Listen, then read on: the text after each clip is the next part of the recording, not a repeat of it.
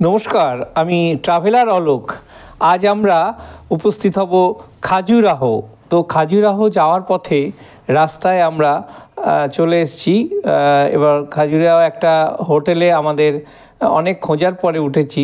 সেই হোটেলটা হচ্ছে হোটেল ইউরোস্টার। মোটামুটি বাজেট হোটেল।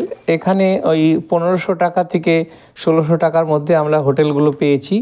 তো রুমগুলো বেশ ভালো, কিন্তু কিছু প্রবলেম আছে। যাই হোক, সেটা সব হোটেলেই থাকে। তবুও আমরা এই ইউরোস্টারে এসে উপস্থিত হয়েছি। এখনও আমরা ঘর পাইনি, তাই রিসেপশনে অপেক্ষা করছি। তো অপেক্ষা করার পরে আমাদের রুমে শিফট করবে। তো যাই হোক, হোটেলটা ভালোই, রুমটা। তো এবার আমাদের যে প্ল্যানটা আছে, সেই প্ল্যানটা হচ্ছে আমরা খাজুরাহোটা পুরো পরিদর্শন করব। তো তার আগে আপনাদের একটু খাজুরাহো কীভাবে যাবেন এবং কোথায় কি উঠবেন তার একটু বিবরণ দিচ্ছি। কলকাতা থেকে, মানে ওয়েস্ট বেঙ্গল থেকে সরাসরি খাজুরাহোর কোনো ট্রেন নেই। তো হয় প্রয়াগরাজ হয়ে যেতে হবে আপনাকে। ইউপি থেকে অনেক ট্রেন আছে, ইউপি থেকে আছে। আর যদি সাঁতরা হয়ে মধ্যপ্রদেশে সাঁতরা থেকে যান, তাহলে সেখান থেকেও যাওয়া যায়। কিন্তু এখান থেকে কলকাতা থেকে কোনো সরাসরি ট্রেন নেই। তো আমরা এখন যে হোটেলে উঠেছি, হোটেল ইউরোস্টার, সেই ইউরোস্টারে আমরা ওয়েট করছি যে কতক্ষণে আমাদের রুমে শিফট করবে। যাই হোক, আমাদের সমস্ত যারা আমাদের সঙ্গে আছেন টিম মেম্বার, তারা একটু অধৈর্য হয়ে পড়েছেন। যাই হোক, আমরা এবার হোটেল থেকে আমরা আস্তে আস্তে রেডি হয়ে যে যার রুমের মতন যাওয়ার অবস্থায় আছি। তো তার আগে আমরা একটুখানি যে খাজুরাহো তো যাব, খাজুরাহো কী কী ঘুরবো এবং কী কী দেখব, সেইগুলো আমরা একটুখানি আপনাদের সামনে তুলে ধরবো। তবে সেটা ধরার আগে আমরা খাজুরাহোর ইতিহাসটা একটু বলতে চাই। এটা প্রায় আজ থেকে 1100 বছর আগে চন্দ্রিলা রাজবংশীরা, তারা আমরা এসে উপস্থিত হয়েছি খাজুরাহোর মেন গেট।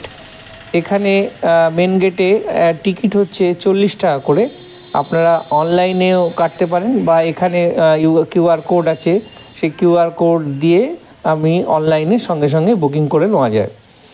তো খাজুরাহোর মেন যে মন্দির চত্বর, সেই মন্দির চত্বরকে আমরা 3টে ভাগে ভাগ করতে পারি। একটা হচ্ছে ওয়েস্টার্ন সাইড, সাউদার্ন সাইড আর ইস্টার্ন সাইড। এই 3টে সাইডের মধ্যে এটা বহু প্রাচীন, তো অনেকটা এরিয়া নিয়ে। তবে আমার মনে হয় আপনারা যদি আসেন এবং বেশ গ্রুপে আসেন, তাহলে একটা গাইড নেবেন, কারণ গাইড ছাড়া এটা পরিদর্শন করা বেশ চাপ আছে। কারণ গাইড ছাড়া এখানে যে বিবরণ, সেই বিবরণটা আপনারা পাবেন না। যদিও এখানে মাঝে মাঝে যেগুলো পোস্টারগুলো দেওয়া আছে, যেগুলো টানানো আছে, সেগুলো স্টাডি করলে অনেকটা কিছু জানা যায়। তো আমরা এখন চলে আসছি এই সাউদার্ন সাইডের এই মন্দির, 64 যোগিনী মন্দির। বহু প্রাচীন এই 64 যোগিনী মন্দিরের রাস্তায় আমরা রয়েছি। তো এই 64 যোগিনী মন্দিরের ভগ্ন অবস্থা আছে। এখানে বলে রাখি, মোট 85টা মন্দির ছিল। সেই 85টা মন্দিরের মধ্যে এখন মাত্র 22টা মন্দির অবশিষ্ট আছে। বাকিগুলো প্রায় হয় ভেঙে গেছে বা নতুনভাবে হয়েছে। যাই হোক, তো এটা অ্যাকচুয়ালি ইউনেস্কো তার ওয়ার্ল্ড হেরিটেজ সাইটের মধ্যে স্বীকৃতি দিয়েছে। আর আমাদের আর্কিওলজিক্যাল সার্ভে অফ ইন্ডিয়া এটা রক্ষণাবেক্ষণ করেন। যাই হোক, খুবই ভালো এদের সিস্টেম এবং মেনটেন্যান্স, ওয়েল মেনটেন্ড। তো 1986 সালে ইউনেস্কো এই মন্দিরটাকে ওয়ার্ল্ড হেরিটেজের স্বীকৃতি দিয়েছে, এবং তারপর থেকে খুব সুন্দরভাবে এটাকে মেনটেন করা হয়। হয়তো আগে এতটা ভালো মেনটেন হতো না। এটা অ্যাকচুয়ালি বুন্দেলখণ্ডের অন্তর্গত। বুন্দেলখণ্ড মধ্যপ্রদেশের এই অংশটা। এটার একটু ইতিহাস যদি বলি, যে এই জায়গাটা কিন্তু মোগলরা তাদের চোখে পড়েনি, হয়তো পড়লে এত মন্দিরগুলো থাকতো না। তো সেখান থেকে এই 85টা মন্দির থেকে এখন মাত্র 22টা মন্দিরে এসে দাঁড়িয়েছে। তো আমরা এখন এই মুহূর্তে রয়েছি 64 যোগিনী মন্দিরের ওপরটায়। এখানে শিবলিঙ্গ থেকে শুরু করে সব কিছুই আছে, কিন্তু সেই অবস্থাতে নেই। মানে আপনারা দেখতেই পাচ্ছেন এখানে যে কীরকম একটা ভগ্ন অবস্থায় রয়েছে। তো তবুও আমরা অনেকটা ওপরে উঠে এসে আমরা এই 64 যোগিনী মন্দির দেখছি এবং এই 64 মন্দিরের ইতিহাস কিছুটা জানতে পারলাম। দেখতেই পাচ্ছেন এখানে একটা শিবলিঙ্গ আছে, অনেক বহু প্রাচীন এই শিবলিঙ্গ। এখানে এখনও নিয়মিত পূজিত হয় শিবলিঙ্গ। তো যাই হোক, এই শিবলিঙ্গর দর্শনের পরে, 64 যোগিনী দর্শনের পরে আমরা চলে যাব ওয়েস্টার্ন সাইডে। তো ওয়েস্টার্ন সাইডে যাওয়ার আগে আমি একটু ওই চন্দ্রিলা রাজার যে কিছু কাহিনী, সেই গল্প একটু আপনাদের সামনে তুলে ধরতে চাই। এই মন্দিরটা মোটামুটি প্রায় 930 থেকে 950 সালের মধ্যে স্থাপিত হয়েছিল। 930 থেকে 950 সালের মধ্যে এই মন্দির স্থাপিত হয়েছিল। রাজা বিদ্যাধর এই মন্দির নির্মাণ করেছিলেন। তারপরে সেই বংশেরই অনেক রাজারা একটা একটা করে মন্দির তৈরি করেছিল। তো আমরা প্রথমে আসা যাক, যে প্রথমে গেটে ঢুকেই যে লক্ষণ টেম্পল দেখতে পাবো, সেই লক্ষণ টেম্পলের ঠিক উল্টো দিকে রয়েছে একটা বরাহ টেম্পল। এই বরাহ টেম্পলের পাশে রয়েছে কান্ডারি মন্দির। তো এই মন্দিরের এখানে দেখতে পাচ্ছেন যে মন্দিরের গায়ে অসংখ্য ক্ষুদ্র ক্ষুদ্র যে শিল্পকলা তৈরি করেছে হাতে এঁকে, খালি হাতুড়ি আর ছেনি দিয়ে এগুলো তৈরি হয়েছে। ভাবা যায় যে এখানে দেখতেই পাচ্ছেন যে সমস্ত ঘোড়া, হাতি, এই সমস্ত সৈনিকরা যে বিভিন্ন যুদ্ধক্ষেত্রে যায় বা বিভিন্ন শিকার করে, সেই দৃশ্যটা শিল্পীরা তাদের মানে নিদর্শন এখানে তুলে ধরেছে। আর এই মন্দিরের অনেকটা এরিয়া, সেই মন্দিরের বিভিন্ন ছবি এখানে দেখা যাচ্ছে যে নানা রকম কারুকার্য এই মন্দিরের এতে তারা তুলে ধরেছেন তাদের শিল্প নৈপুণ্যের দ্বারা। তো অসাধারণ, মানে ভাবা যায় না যে চন্দ্রিলা রাজারা যে এই রকম একটা মন্দির তৈরি করেছিল অত বছর আগে, এবং যে স্থাপত্য, যে ভারতবর্ষের আমরা গর্বিত যে এরকম স্থাপত্য আমাদের দেশেই তৈরি হয়েছিল, এবং সেটা এখনও বিশ্বের বহু মানুষ এটা এখনও দেখতে আসে। আর এই খাজুরাহো সম্বন্ধে একটু তথ্য দিয়ে রাখি যে খাজুরাহো জায়গাটা খুবই ছোট, এখানকার জনসংখ্যা মাত্র 25,000। তাহলে কী হবে, এখানে 5খানা 5 স্টার হোটেল আছে এবং বহু হোটেল আছে এবং বাজেট হোটেলও অনেক আছে। আর সবথেকে কম খরচে থাকার জন্য যে রেলওয়ে স্টেশন এখান থেকে মাত্র 8 কিলোমিটার দূরে, সেই রেলওয়ে স্টেশনের যে রুম আছে, সেই রুমে থাকা খাওয়া খুবই সস্তায়। রিটার্নিং রুম বুক করতে পারেন রেলের, তো অনেকগুলো রুম আছে এখানে। আর যেটা বললাম যে কলকাতা থেকে সরাসরি কোনো ট্রেন নেই, এখানে আসতে গেলে আপনাকে হয় প্রয়াগরাজ থেকে আসতে হবে, আর তা নাহলে সাতনা থেকে আসতে হবে। তো কাছাকাছি কোনো রেলওয়ে স্টেশন মানে কলকাতা থেকে নেই। আর খাজুরাহো তো একটা নিজস্ব রেলওয়ে স্টেশন আছে, যেটার নামই খাজুরাহো। খাজুরাহো নামটা হয়েছিল, মানে কথিত আছে যে এখানে প্রচুর খেজুর গাছ ছিল, সেই খেজুর গাছ থেকে এই খাজুরাহো এসছে। আপনারা এই মন্দিরগুলো দেখতে পাচ্ছেন, এই মন্দিরগুলোর এক একটা অংশ এক এক রকম রয়েছে। কোনোটায় দুর্গা মন্দির, কোনোটায় জগদম্বা মন্দির, বরাহ মন্দির, এরকম নানা রকম মন্দির এখানে রয়েছে। মন্দিরের বিবরণ আপনারা ইউটিউবে বা উইকিপিডিয়াতে পেয়ে যাবেন। তো আমি যেটা দেখাতে চাইছি যে এখানে যে স্থাপত্য এবং এখানকার যে শিল্পকলা আজ থেকে 1100 বছর আগে যে তৈরি হয়েছিল, সেটা এখনও যে এরকম অক্ষত অবস্থায় রয়েছে, তো সেটা না দেখলে এটাকে ঠিক ব্যাখ্যা করা যায় না। খাজুরাহো মন্দির একটা ভারতবর্ষের অ্যাসেট বলতে পারেন, যে এই মন্দির, বিষ্ণু মন্দির থেকে শুরু করে সব কিছু এখানে রয়েছে, সব রকম ঠাকুর দেবতার। আর সবথেকে বড় জিনিস হচ্ছে এখানকার যে মন্দিরের গায়ে যে খোদিত আছে সেই যে শিল্প, সেই শিল্প এটা না চোখে দেখলে বিশ্বাস করা যায় না, অপূর্ব। আমরা কোনারকেও দেখেছি নানা রকম কারুকার্য আছে, কিন্তু খাজুরাহো দেখার পরে আমার মনে হয় না যে এরকম শিল্প নিদর্শন খুব কম জায়গাতেই আছে, যে এত সুন্দরভাবে নিখুঁতভাবে হাতে কাজ করা, মানে ভাবা যায় না।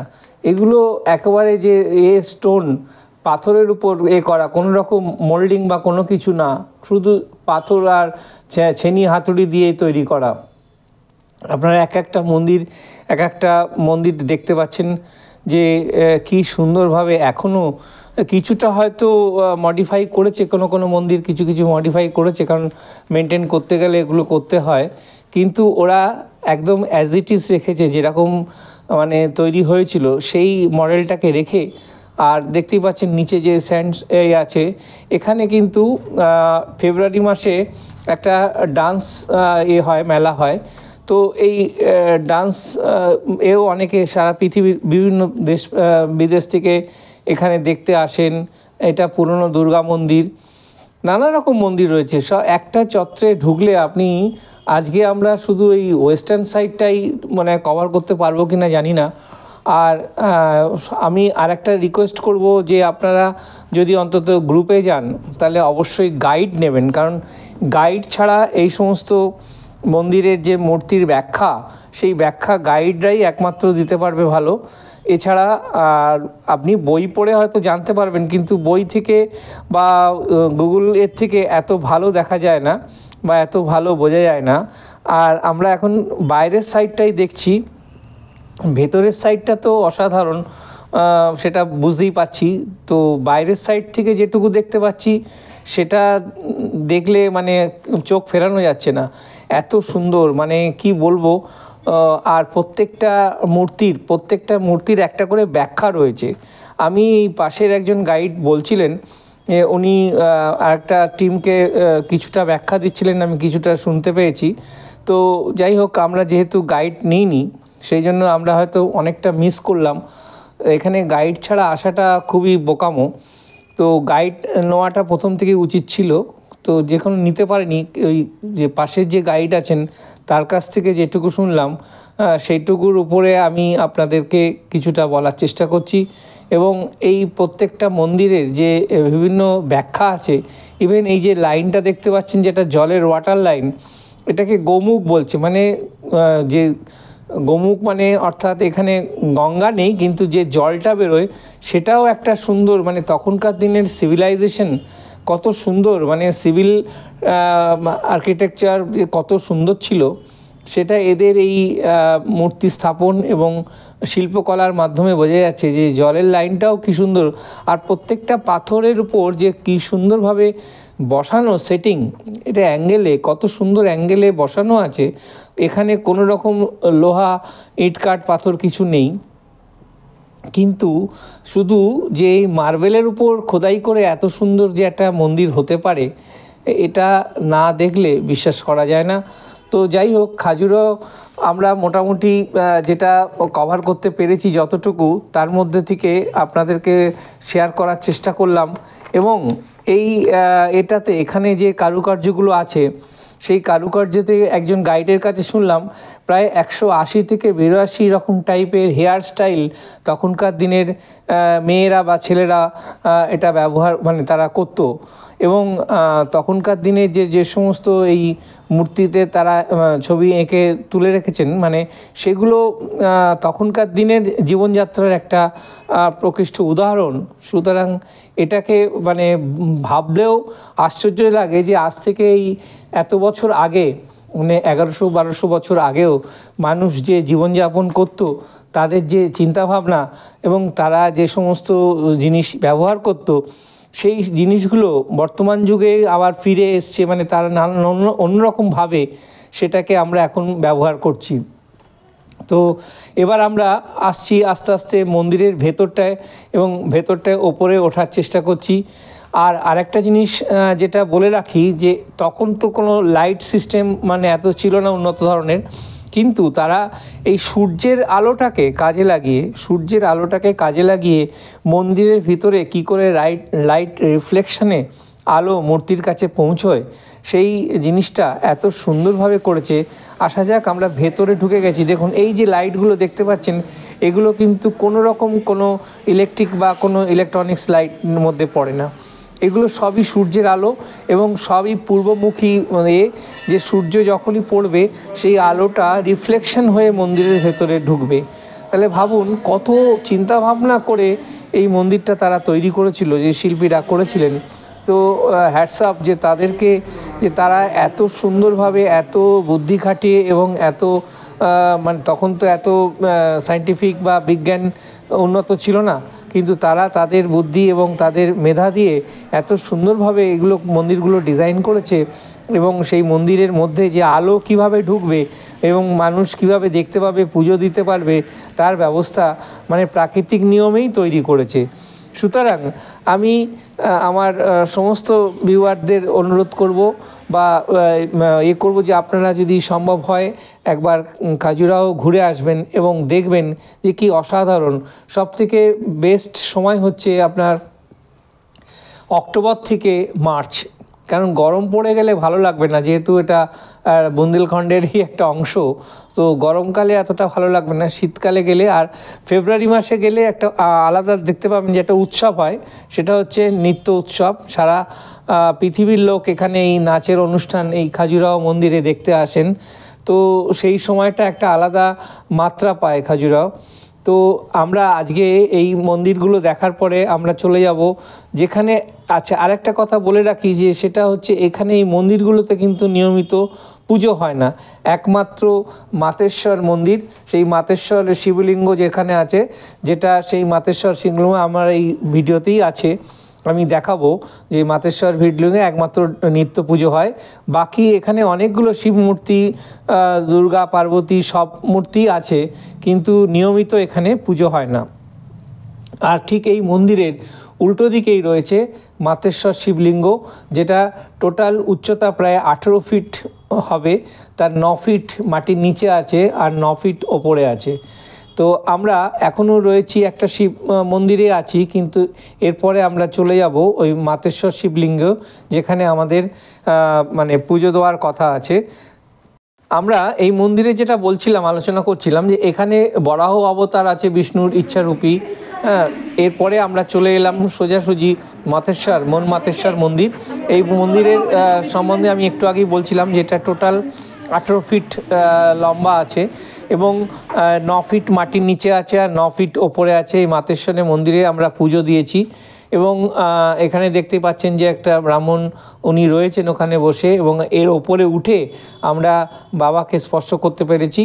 যাই হোক, আমরা ওখান থেকে বেরিয়ে এবার আমাদের আবার গন্তব্যস্থল অন্য জায়গায়। আমরা একটা পাণ্ডব বলে একটা ফরেস্ট আছে, সেই ফরেস্টের মধ্যে যাব। তো আজ এই পর্যন্ত। যদি ভালো লাগে অবশ্যই আপনারা শেয়ার করবেন, লাইক করবেন এবং আপনাদের যারা পরিচিত বন্ধুবান্ধব সবাইকে এটা পাঠাবেন। ভালো থাকবেন, সুস্থ থাকবেন।